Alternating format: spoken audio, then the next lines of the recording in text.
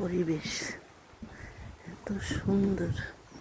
এখানে এক কাহিনী আছে যে ছাড়ো সে একজন মহিলা, শুনছি সে নাকি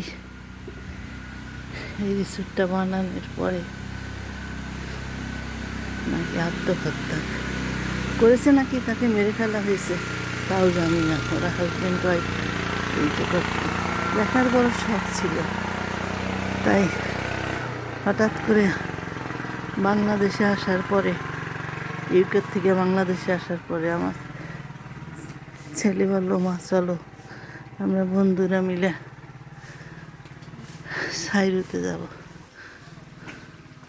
এই সুযোগ আর কি হারায়, তাই চলে আসলাম। অবশ্য আমি এর কোনো ঘটনা জানি না, কিছু কিছু এখানে এসে আর মুখে শুনলাম, তাও কতটা সত্য তা বলতে পারবো না। তারপরও যেটা অনেক সুন্দর, আমাকে মনোমুগ্ধ করেছে। হয়তোবা আপনাদেরও খুব ভালো লাগবে দেখে। এত সুন্দর বলার মতো না। আলহামদুলিল্লাহ, ভিতরটাও সুন্দর।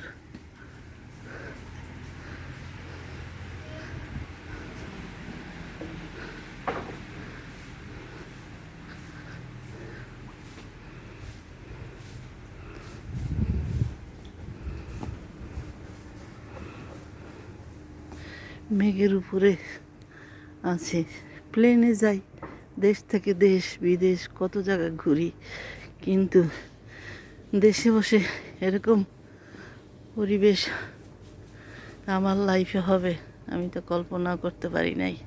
আলহামদুলিল্লাহ, লাখ লাখ শুকর আল্লাহর দরবারে যিনি সৃষ্টি করেছেন তার কাছে।